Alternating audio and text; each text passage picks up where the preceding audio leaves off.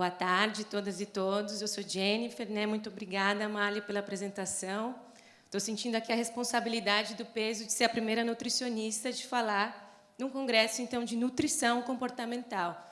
Agradeço muito a fala dos colegas, né? Acho que é uma introdução para o que eu vou falar aqui hoje, né? Esses insights da história e da economia, e um chamado para a gente pensar o que é essa nossa profissão. Nós, que somos os experts em comida, ou pelo menos vistos assim, como é que a gente tem se posicionado perante a essa questão do passado, presente e futuro. Espero que eu me dê bem aqui para passar os slides. Para isso, eu quero começar falando um pouco da minha história também, né? A Mali já adiantou. Eu estava aqui há 6 anos atrás, estagiária ainda, montando esse congresso. 6 anos depois, fui formada na USP, fiz um mestrado no Rio de Janeiro, na Federal Rural do Rio, em agricultura, e hoje em dia eu sou doutoranda do mesmo programa, né? Vamos lá. Para onde eu aponto? Então, para a gente fazer essa viagem no tempo, indo até o passado, passando pelo presente e dando algumas ideias sobre o que a gente pode ver no futuro, eu vou começar pela minha própria história. Na história, um lugar que é muito central para mim foi o Hospital das Clínicas, que muitos de vocês aqui devem conhecer, com um episódio que determinou a minha passagem pela nutrição. Eu atendi durante muitos anos no ambulatório de obesidade infantil, quando um dia uma mãe de um paciente perguntou para mim: e essa história de orgânicos? Eu olhei assim, dentro do ambulatório central do Hospital das Clínicas, meio que no susto respondi para ela: nossa, com tanta coisa para a gente pensar, né? Obesidade, os casos alarmantes que vêm de diabetes, pressão alta, será que dá tempo de pensar em alimentos locais, produzidos por pequenos produtores e livres de agrotóxicos? Na época, era tudo o que eu tinha para falar com ela. Hoje, como vocês devem imaginar, minha resposta mudou, e mudou muito. Se alguém me perguntar, e essa história de orgânicos, eu vou ter muito para falar. E por que isso? Então, vamos voltar mais ainda. Esses daqui são os meus avós, eu bem pequenininha ainda na foto, para a gente pensar um pouco qual que é a nossa história com a comida. Os meus avós, pelo meu sobrenome, vocês já devem imaginar, são descendentes de japoneses. Eles vieram na época da Segunda Guerra Mundial e se instalaram no Paraná e, anos depois, mudaram aqui para o litoral de São Paulo, em Ubatuba. É lá já onde eu já tenho as memórias com eles. E eles, durante todo esse tempo, trabalharam na roça. Eles eram agricultores.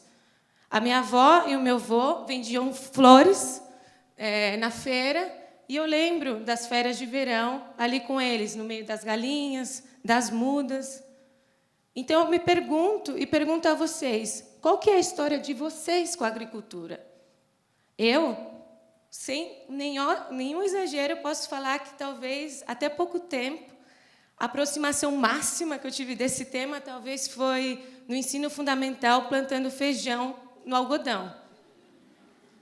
E vocês? Qual a história dos pais de vocês? O meu pai, filho desses meus avós, cresceu no sítio, trocando alimento com os vizinhos. Para mim, já é bastante diferente. Qual a história dos avós de vocês? Como a gente pode comparar uma história com as outras? Então, isso me faz perguntar qual que é a história da agricultura. Será que são esses os tipos de mudança que eram esperadas? Ou será que são mudanças profundas em um curto período de tempo que a gente está passando na história do sistema agroalimentar? Para a próxima geração, eu não sei se a gente pode ser necessariamente otimista. Para quem aqui já viu esse documentário brasileiro, Muito Além do Peso, a gente já começa a ver que as crianças têm dificuldade de reconhecer uma simples batata. Nessa cena, a criança é questionada que alimento é esse, e ela pergunta: cebola?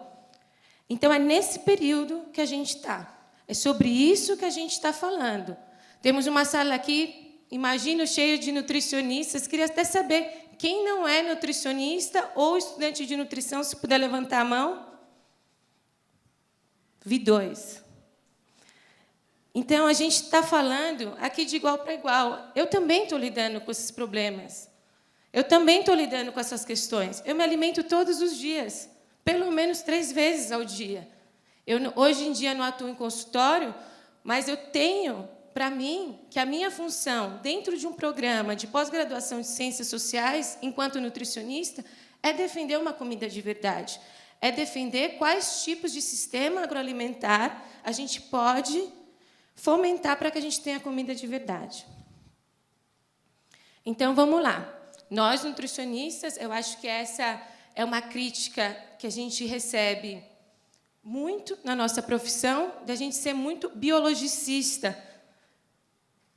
E aí eu me pergunto, a gente estuda muito sobre o alimento, o corpo humano, os nutrientes, mas talvez a gente estude muito pouco sobre o que é ser humano. A gente estuda o sistema digestório, o sistema respiratório, o sistema neurológico. A gente fala sobre o sistema agroalimentar, a gente fala sobre de onde vem a nossa comida, quem produz a nossa comida. Com certeza, eu também passei pela faculdade de nutrição. A alimentação tem os seus aspectos fisiológicos, sim, mas ele tem também os seus aspectos emocionais, sociais, culturais e ambientais. E, nesse espírito, me marcou muito essa frase do Ronald Herring, de 2015, no Manual de Oxford, sobre comida, sociedade e política, que ele fala o seguinte: você não é apenas o que você come, mas o que você come influencia o que os outros comem. Vou falar mais uma vez.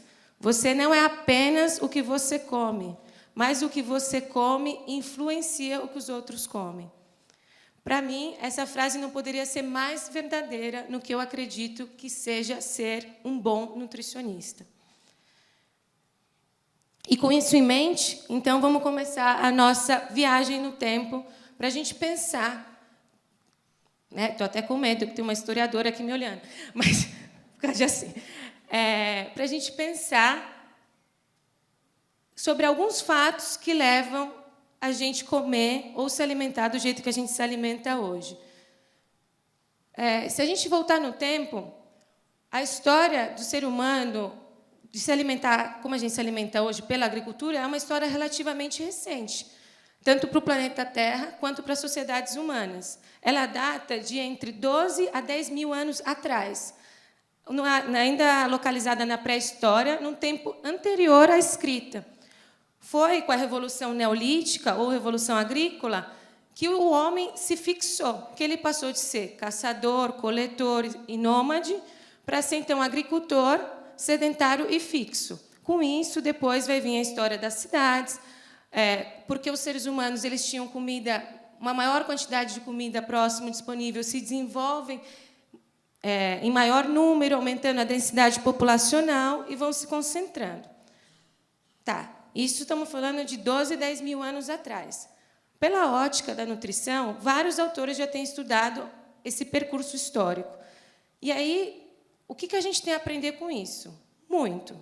Poderiam ser diversas respostas. Eu decidi aqui lidar com algumas referências recentes, que eu tenho gostado muito de como eles abordam, que eles vão destacar outros 2 momentos na história do sistema agroalimentar para a gente entender a nossa alimentação no dia de hoje.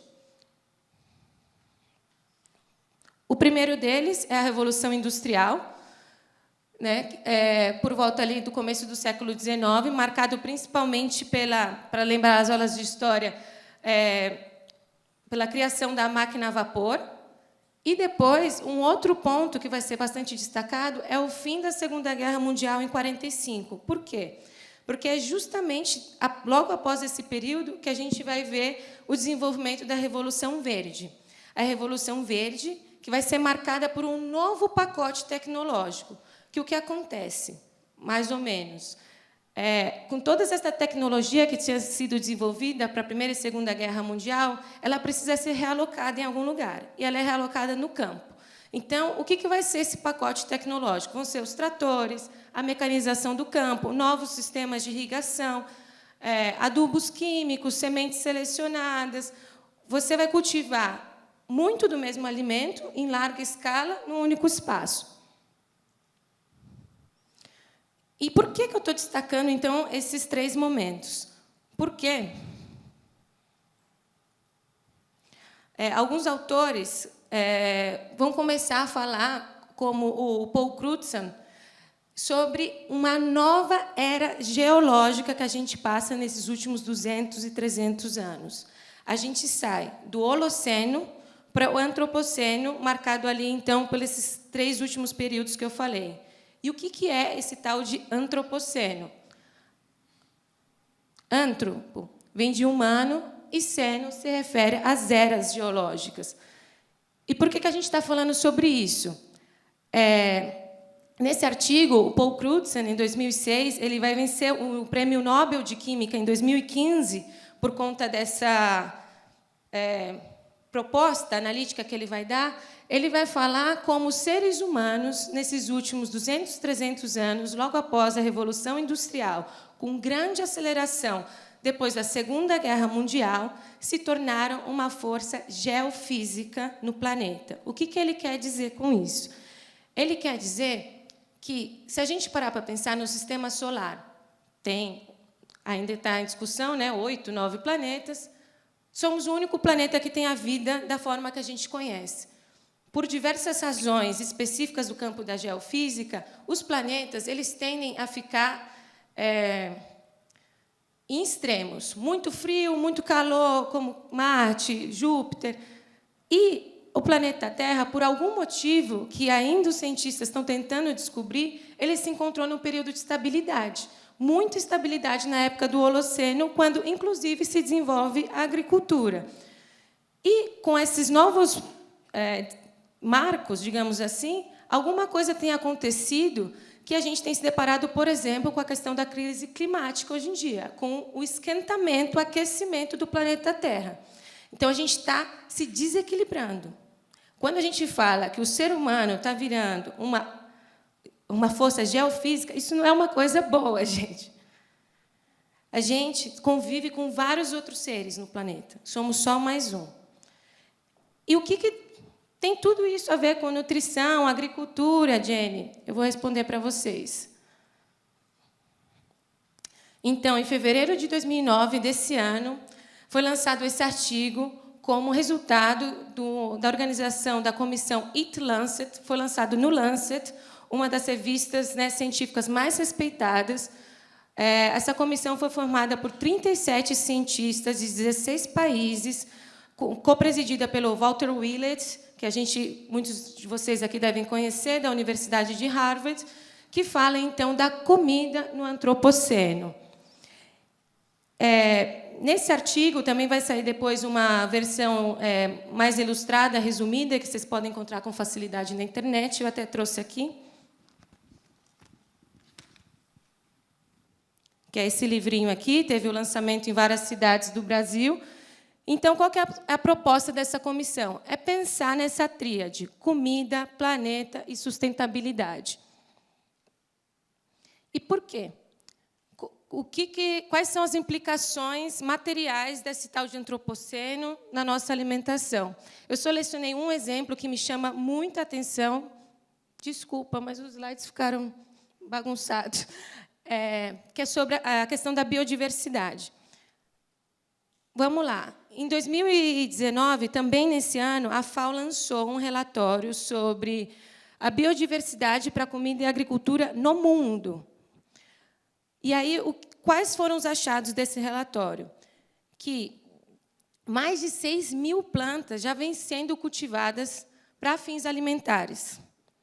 Porém, apenas 200 delas têm uma representatividade substancial na alimentação global, de 6.000 para 200. Dessas 200, 9 plantas representam 66% da produção mundial de comida.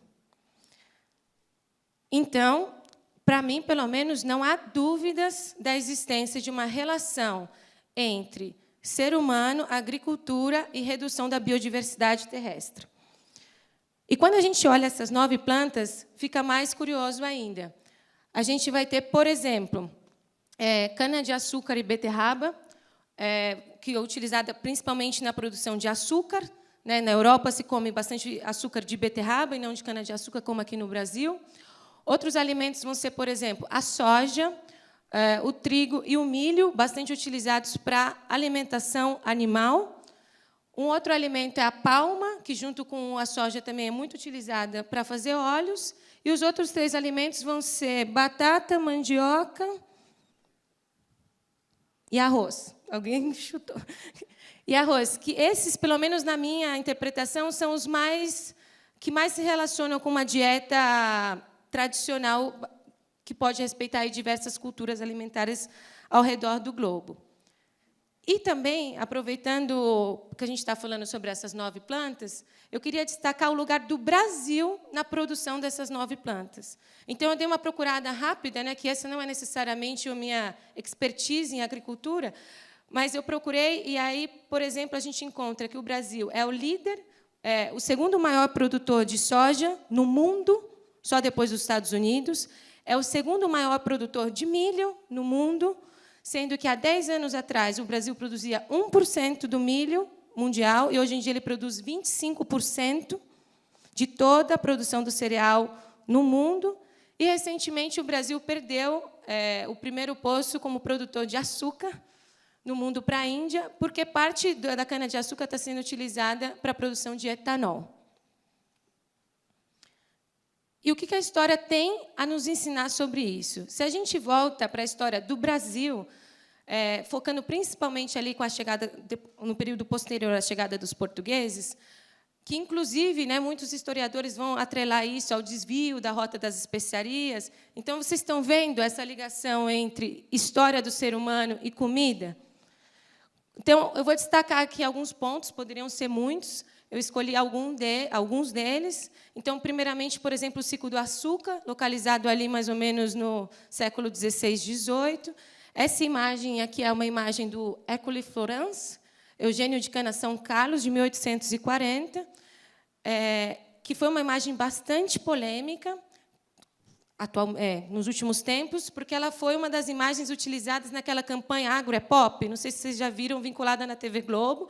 É uma das imagens que abre essa campanha, e aí eu coto, né, cito a campanha que fala assim que o açúcar, um sucesso brasileiro há quase 500 anos. Então, a gente vê, de forma clara, nas raízes da nossa nação, a ligação entre esse cultivo especializado de certos alimentos, como, por exemplo, aqui, que era o chamado esquema plantation, que era baseado na monocultura, na exportação, mão de obra escrava e latifúndio. Depois, por exemplo, no século XVIII, vai ter o ciclo do café. Aqui, São Paulo é uma área privilegiada para a gente pensar nisso. Essa é uma imagem do Cândido Portinari, que chama, inclusive, Café. Ele ficou até conhecido como o pintor do café, com mais de 200 obras sobre café, quando ele morava aqui no interior de São Paulo. Acho que o nome da cidade era Brodowski. Não sei se tem alguém que conhece. Que também vai falar muito desse nosso passado histórico, né, que tem muito a ver com esse esquema plantation. Se a gente vai dar uma acelerada na história e vai olhar de forma mais global, mundial, a gente vai ter outros marcos importantes. Os transgênicos, um assunto largamente discutido nos dias de hoje, é um assunto extremamente recente também. Os transgênicos vêm sido desenvolvidos por mais tempo do que 94, mas 94 é lançado o primeiro produto transgênico na Califórnia, um tomate, que também é uma questão. E se até agora a gente estava falando muito sobre plantas, né, a gente pode falar da questão dos animais também. Quando, nesse ano, 2019, foi liberado o primeiro animal geneticamente modificado no Canadá. Esse daqui é o salmão, da Biotech Aquabond. Esse é um salmão... Ambos os peixes têm a mesma idade, sendo o maior aquele OGM. E aí, inclusive, segundo a Aquabond, eles vão falar que esse é um alimento muito mais ecológico, porque ele consome 25% a menos de alimentação para chegar no tamanho adulto, né? E, inclusive, foi considerado seguro para o consumo e seguro para o meio ambiente, já que todas as fêmeas são estéreis e, quando colocadas, se caso colocadas no oceano, não vão desbalancear, na visão dessa empresa, o ecossistema. Tudo bem, já falamos bastante sobre a história do que tem sido convencionado dizer da agricultura dominante, corporativa, convencional. Vamos falar um pouco sobre outras coisas que o Brasil também, especialmente, tem muitos a nos ensinar. Sobre a agricultura familiar, que foi citado aqui. Eu tinha um outro slide que falava um pouco mais, mas eu vou falar aqui os dados, porque eu acho que vale a pena para dialogar com os colegas que falaram antes de mim. Na agricultura familiar, hoje em dia, quer dizer, esse é o censo, né, a gente tem esse problema, como o colega falou, o censo mais recente, completo, divulgado pelo IBGE, Censo Agropecuário de 2006. E aí, esse foi o primeiro censo onde entrou essa categoria agricultura familiar, cuja lei de agricultura familiar, saiu nesse mesmo ano. A agricultura familiar, ela emprega 74%, 3/4, né, das pessoas vinculadas à agricultura no nosso país, segundo esse censo, sendo 26% delas empregadas por outros tipos de empreendimento. Quando a gente olha para a área que a agricultura familiar ocupa, também é muito interessante. Deixa eu aqui dar uma olhada. Então, com 74% das pessoas empregadas, a agricultura familiar ocupa 1/4 do território destinado à agricultura no nosso país. 3/4, então, estão com essas 26% de pessoas. Quando a gente olha sobre qual o tamanho da propriedade da agricultura familiar, o tamanho médio é 18 hectares, contra 309 hectares desses que ocupam 3/4, né, do território disponível. E por que isso é importante? Porque, montando a apresentação, estava pensando, tem 9 plantas que representam 2/3 do prato, mas, quando eu vou ao supermercado, quando eu almocei hoje, quando a gente vai falar com o nosso paciente, a gente vai falar sobre prato colorido, prato equilibrado, uma variedade de alimentos. De onde vêm esses alimentos? Então, quando a gente olha para os números da produção da agricultura familiar, a gente pode ter algumas pistas. Essa agricultura familiar, ela é responsável por produzir 87% da mandioca no Brasil, 70% do feijão, 58% do leite, 38% do café e 34% do arroz. Nesse relatório, ainda vocês vão encontrar vários outros alimentos. Frango, sendo que a menor produção dela, por exemplo, é a soja, que é um alimento bastante discutido nos dias de hoje. E, se a gente está falando sobre agricultura familiar, a gente também pode falar, no nosso contexto do Brasil, sobre povos e comunidades tradicionais. O que são esses povos e comunidades tradicionais? Segundo o decreto de 2007, são grupos culturalmente diferenciados e que se reconhecem como tais, que possuem formas próprias de organização social, que ocupam e usam territórios e recursos naturais como condição para a sua reprodução cultural, social, religiosa, ancestral e econômica, utilizando conhecimentos, inovações e práticas gerados e transmitidos pela tradição. Aqui, hoje em dia, a gente está falando que, desde a liberação desse decreto, tem mais de 20 povos registrados federativamente, muitos outros lutando pelo reconhecimento. Quais são esses povos? Coloquei aqui, né, que são diversos, povos indígenas, comunidades quilombolas, ribeirinhos, pescadores artesanais, todos eles que têm muito a ver com a nossa história e tradição. Importante, que eu queria falar nesse ponto, é que são esses os povos, junto com a agricultura familiar, aqueles capazes de produzir alimentos agroecológicos, que também é uma questão que vem, pelo menos, estou um pouco por fora das questões mais atuais aí da nutrição, mas, dentro da sociologia rural, a gente vem discutindo muito a questão da agroecologia. E o meu foco de pesquisa são os movimentos sociais. E por que eles são os únicos capazes de produzir alimentos agroecológicos? Porque eles produzem de uma forma a não controlar a natureza, mas de cooperar com a natureza.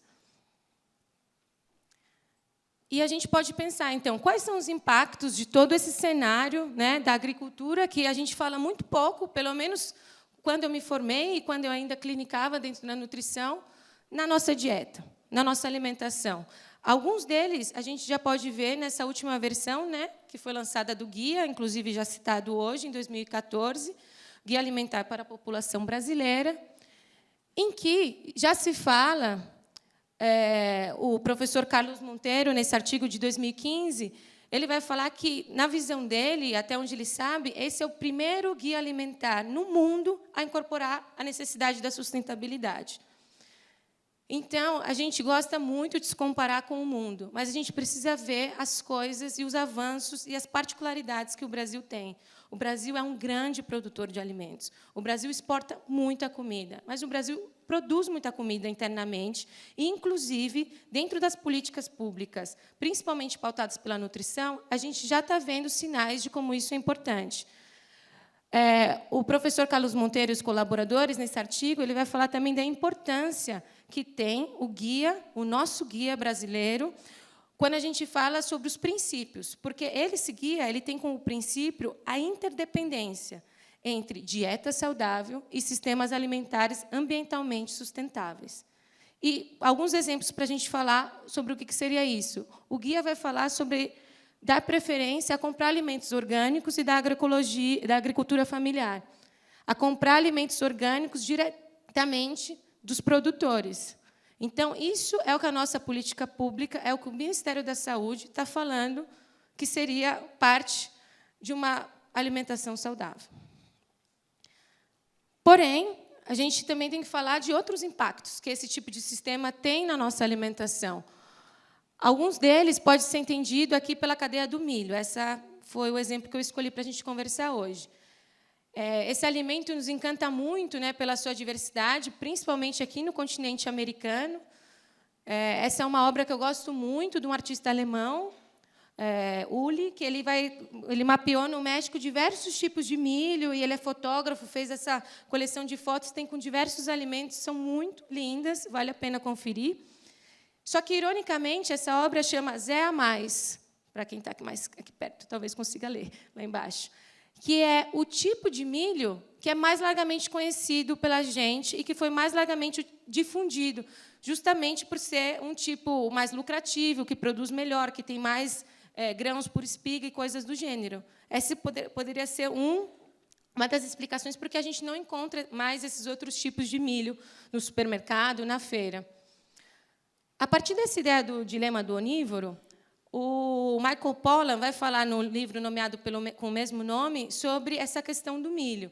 Essa é uma noção que veio um pouco anteriormente, ali na década de 70, com o Paul Rosen, que, inclusive, estava aqui na primeira edição do Congresso de Nutrição Comportamental. Mas o Michael Pollan ele vai se apropriar, vai usar dessa noção para falar sobre um novo fenômeno. O que seria ser onívoro?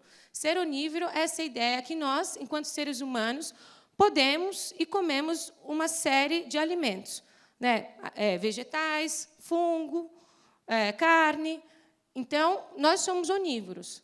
Temos a ideia de que estamos nos alimentando de várias coisas diferentes. Quando a gente entra no supermercado, cada dia é um lançamento novo. A gente tem que ficar se atualizando. Mas o Michael Pollan vai falar de uma coisa muito interessante. Ele vai falar que, no mercado médio dos Estados Unidos, eles têm cerca de 45 mil produtos, sendo que mais de 10 mil deles, mais de um quarto, contém milho. Contém milho, de um tipo de milho, e com diversos nomes diferentes. Então, a gente pode falar, eu pesquisei todos esses para ter certeza, perguntei para um amigo químico se eles são mesmo todos feitos de milho. Goma xantana, ácido ascórbico, amido modificado, como que é? Xarope. São difíceis. Deixa eu achar aqui, gente, porque é interessante. Xarope de glicose, maltodextrina, todos esses feitos de milho, de um tipo de milho específico. Então, será que a gente é tão onívoro assim? E aí o Michael Pollan, muito irônico, ele vai se perguntar, então, se nós somos o que nós comemos, seríamos nós milhos processados com pernas, milhos ambulantes? E aí isso fica mais interessante ainda, porque eu fui dar uma volta no supermercado e, realmente, tem muito milho. No Brasil também. O Michael Pollan está falando sobre os Estados Unidos, mas as contribuições dele servem muito para a gente pensar o contexto brasileiro. eu dei essa volta no supermercado, e uma coisa que me ajudou, além desses nomes que eu já falei, é procurar pelo símbolo T, que normalmente embaixo vai estar escrito T do quê? Se é transgênico de soja transgênica, transgênico de milho transgênico. Nessa minha volta pelo supermercado, quem me segue aí nas redes, eu até postei, porque fiquei perplexa, tinha açúcar de confeiteiro com amido de milho transgênico, molho de tomate com amido de milho transgênico, todos os tipos de fermento químico, daquele que a gente põe no bolo, tem milho transgênico. Portanto, todas as massas de bolo pronta têm milho transgênico. E ainda bem pequenininho aqui, também, nesse pacotinho de açafrão que eu encontrei, diz aqui atrás: raiz de cúrcuma moída, mais farinha de milho enriquecida com ferro transgênico. Então, assim, de qual sistema agroalimentar a gente está falando? Como nós podemos ser experts em comida e não saber sobre isso? Como que a gente está orientando os nossos pacientes que estão chegando com essas informações no consultório por diversas vias e a gente não conseguir responder a isso? Né? Aqui, eu acho que na nutrição comportamental, a gente tem um espaço para pensar diversas questões. A gente fala sobre fazer as pazes com a comida, a gente fala sobre ouvir os nossos sinais internos. A gente fala sobre que comida é conexão, é prazer. Mas será que nós, nutricionistas, estamos nos propondo, na nossa prática, a fazer as pazes com o planeta? Nós estamos ouvindo os sinais internos que o planeta está dando para a gente? Nós, nutricionistas, estamos conectados com a nossa comida? Então, para falar disso muito melhor do que eu posso falar, e para a gente pensar um pouco... calma, vou voltar um pouco, porque eu tenho umas perguntas primeiro para aquecer. Eu queria saber aqui quem já comeu alguma receita com açafrão da terra ou cúrcuma. Se quem puder levantar a mão. Pelo meu contraste, a maioria. Quem já viu o açafrão da terra? Talvez metade. Então, esse daqui é o açafrão da terra. Eu fiz questão de trazer para vocês... eles vão estar distribuindo um pedacinho de açafrão da terra, que eu trouxe do Rio de Janeiro, onde eu estudo, e onde eu trabalhei a minha pesquisa com o Movimento de Pequenos Agricultores, o MPA. E, então, melhor do que eu, para estar falando aqui sobre agricultura, são eles. Eu vou passar um vídeo que eles gravaram especialmente para vocês. Boa tarde, eu sou o Juan, meu amigo Gessé. Nós somos do MPA, Movimento dos Pequenos Agricultores, e hoje a gente está com um dos nossos produtos, que é o açafrão in natura. Esse açafrão foi pego com o nosso produtor bio de Piabetá, lá em Magé, que tem sua horta agroecológica. E o açafrão, não sei se todo mundo conhece, para plantio, você pode deixar uma batatinha dessa na água ou na terra, que ela enraiza. Se você tiver uma batata dessa muito grande, ó, você pode pegar aqui, ó, quebrar, quebrou. Aí, entendeu? Ela dividida assim em várias partes também vai enraizar e dá para plantar. Plantando uma dessa daqui, em torno aí uns 6 meses, você já tem uma planta dando uma flor. Depois que ela der a floração, acho que já pode chegar, começar a cavucar a terra, puxar o açafrão, vai vir aquela batata gigante.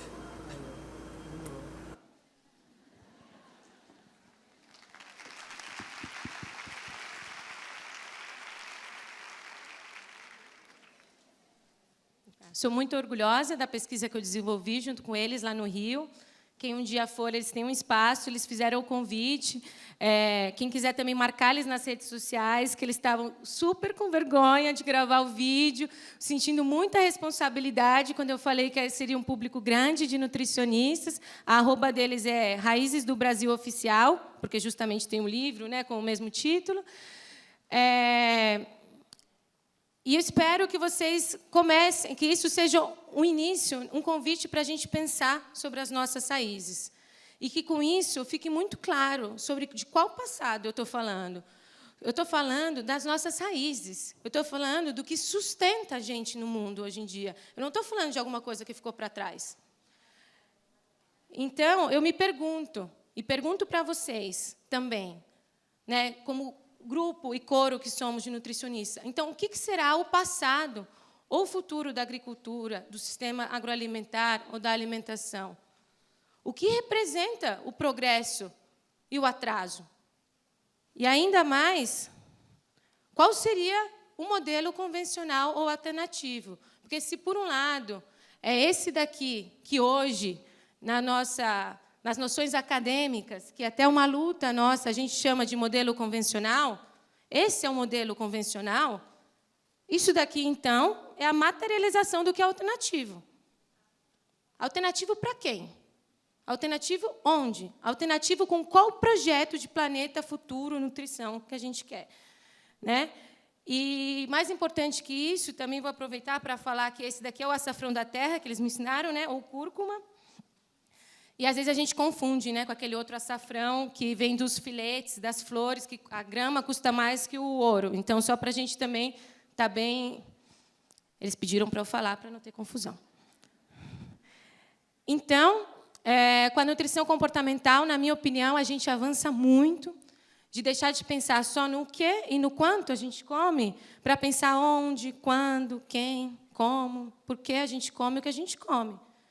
Mas eu quero, já que tive essa oportunidade, deixar a provocação para vocês de pensar também outras perguntas, de pensar o que nós, enquanto brasileiros, enquanto nutricionistas, enquanto sistema agroalimentar no planeta, estamos produzindo. Quanto a gente tem produzido de cada coisa?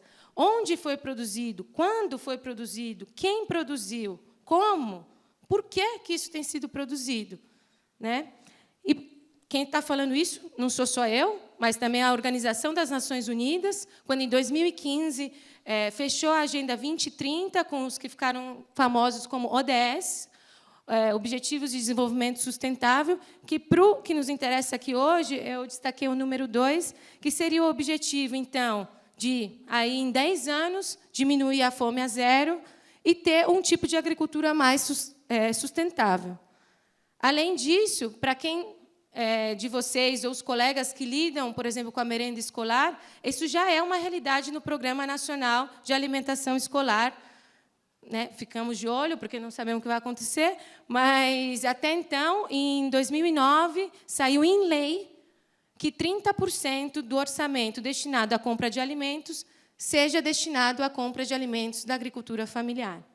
Eu lembro, né, que eu, escrevendo os meus agradecimentos da dissertação, eu falei, eu acho que eu ouvi falar 2 vezes de agricultura familiar na Faculdade de Nutrição. Uma com o PNAE e, talvez, depois com o lançamento do novo guia, só. E isso é uma coisa que está no mundo também. Todos esses são selos e certificados presentes em alimentos no supermercado. Não falo na feira, porque muito do que se vende nas feiras, de orgânicos ou agroecológicos, não são necessariamente etiquetados, né? Você pode pedir para ver o certificado, ou mesmo, uma coisa que a gente tem estudado muito, é de construir relações de confiança com os produtores. Né? Perguntar como é que você produz, onde você produz, ir lá conhecer a produção. Então, aqui a gente tem os selos, esse em preto, que é o selo do Fair Trade, que é o selo do comércio justo, na tradução brasileira, que vai, então, garantir relações de trabalho e remunerações justas. Vocês encontram em alimentos bem específicos, porque tem uma dimensão da exportação sul-norte, então, em chocolate, café. Tem também, por exemplo, todos os selos de orgânico, né, o selo brasileiro, aquele embaixo do Fair Trade, o selo europeu, e embaixo o selo estadunidense de orgânicos, que estão, hoje em dia, nas prateleiras do supermercado. Além disso, o selo da agricultura familiar, que está mudando desse aqui de cima para esse aqui de baixo. E os selos também destinados aos alimentos de origem vegetal, né? Como, por exemplo, o selo de bem-estar animal e esse selo da World Quality Service, que atesta que os animais foram produzidos sem antibióticos. E, mais do que isso, esse assunto está nas ruas. Essa aqui é uma foto que eu recebi de uma amiga minha, também aqui de São Paulo, do novo cardápio do Sesc Paulista, que acabou de inaugurar. E eles já têm no cardápio uma salada agroecológica, aquela primeira ali, que eles vão falar ali no asterisco que vem de hortifruti. Os hortifrutis são adquiridos diretamente de produtores da agricultura familiar que promovem o uso sustentável de recursos naturais. Não ganhei nada para falar isso, mas tudo bem. O que eu estou querendo dizer é que isso é um assunto que está no mundo. A gente queira bem, a gente queira não. Mas a gente precisa estar informado sobre isso. Nós somos os ditos experts em nutrição, em comida, em alimentação. E aí, vou encerrar a minha fala provocando um pouco a gente pensar sobre coisas que a gente fala que talvez a gente não tenha pensado muito. Então, por exemplo, a gente fala assim, quem nunca ouviu nutricionista, o mesmo já falou, priorize frutas e vegetais da estação, eles são mais baratos e nutritivos. Uma parte dos nutricionistas pode até achar meio batido, sei lá, não agrega muito na consulta. Uma outra parte até acha bacana e fala. Mas aí eu me pergunto e pergunto a vocês, como é que a gente aprende quais são os alimentos da estação? É consultando um site? Vendo lá na tabela do CEAGESP? Será que a gente teria que falar para os nossos avós, consuma alimentos da estação? Não sei. Mais do que isso, então, a gente pensar, será que esse é o modo convencional que a gente chegou de falar sobre alimentação e não indo à feira, perguntando para o produtor quais são os alimentos que estão bons, quais são os alimentos que estão fresquinhos, os nossos filhos, nossos pacientes, conversarem com as famílias deles sobre alimentação, resgatar essas histórias, né? Porque o que acontece no sistema agroalimentar que tem tanto alimento que não é da estação? Acho que essa é uma boa pergunta. Por que a gente tem que ficar frisando nos consultórios a comer coisas da estação? As listas são assustadoras. Eu fui procurar, são listas para o Brasil inteiro. Gente, a gente tem pelo menos 5 regiões, fora os biomas e tudo mais. A gente precisa estar mais conectado com a nossa comida. O segundo deles seria quando a gente fala, ou eu vejo muito nos materiais impressos de nutricionistas, por exemplo, dê preferência para leites e seus derivados reduzidos em gordura. Vamos pensar um pouco sobre isso. Então, a gente tira o leite da vaca e aí tira a gordura. Para onde essa gordura vai parar? A gente precisa lidar com isso. O nosso colega economista falou, lucro acima de tudo. Eu não acho que vai para o lixo, e se for para o lixo também é um problema. Mas ele vai voltar. Vai voltar em manteiga, creme de leite. Quanto mais leite a gente consumir, mais eles vão ter que dar saída para esses tipos de alimento. E, se não conseguir uma saída enquanto um alimento, ele vai ser colocado nos alimentos ultraprocessados também. Então, a gente precisa pensar quando a gente fala isso. Eu não estou falando para a gente não recomendar a diminuição de gorduras de origem animal para pacientes com colesterol alto. Não é isso que eu estou falando, gente. Eu estou falando a gente está pensando sobre o tipo de recomendação de nutrição que a gente quer? Porque, na linha contrária, a gente poderia pensar esse como argumento para a gente consumir mais grãos integrais, por exemplo.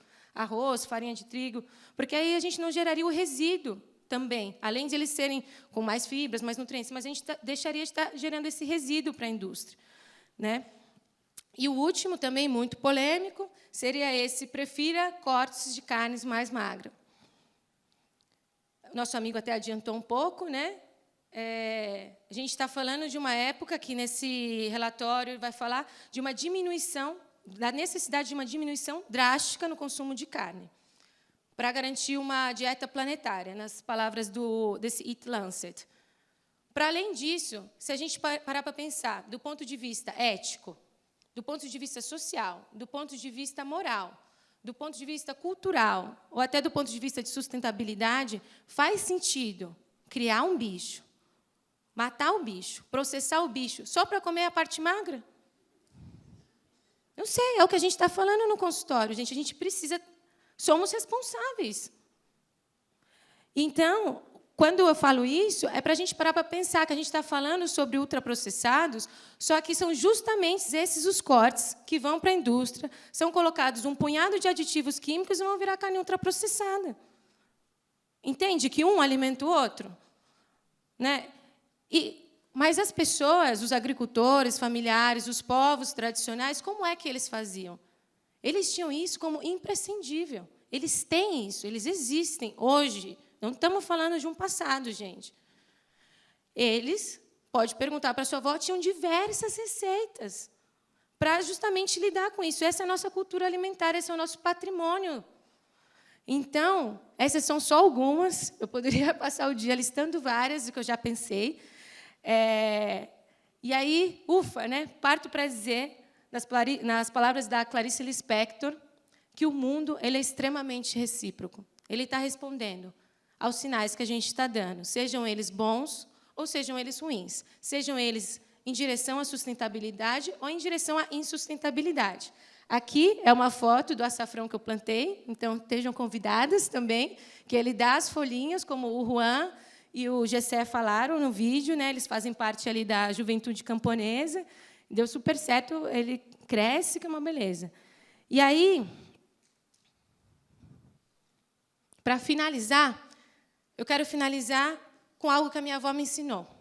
Essa minha avó, da minha parte japonesa, mãe do meu pai, que é essa palavra que fala itadakimasu. Itadaku é a raiz do verbo em japonês que significa literalmente receber. Quando você recebe com respeito. Por exemplo, quando você recebe um prêmio Nobel, quando você recebe algo, uma condecoração de um presidente, quando você recebe algo de uma pessoa mais velha. Esse é o verbo que eles vão usar na cultura japonesa para falar obrigado de estar recebendo aquilo. Na minha família, eu aprendi com a minha avó a falar itadakimasu mais ou menos no momento que a gente fala bom apetite, antes de começar a comer. E aí a minha avó me ensinou que isso era uma forma de agradecer quem tinha cozinhado, por exemplo. Normalmente você fala, né, junta as mãos e se torna, né, vira o teu corpo para a pessoa que cozinhou e fala isso, itadakimasu. Mas ela falou também que quando a gente fala itadakimasu, a gente está falando um agradecimento por todas as mãos que passaram os nossos alimentos até eles chegarem na nossa mesa. Dos agricultores, dos distribuidores, que é para a gente pensar neles. Então, a gente, primeiro, né, precisa saber quem eles são. Itadakimasu também é um obrigado para a natureza, que deu para a gente esses alimentos, que fez esses alimentos. Não fomos nós, homens. Então, itadakimasu. Muito obrigada.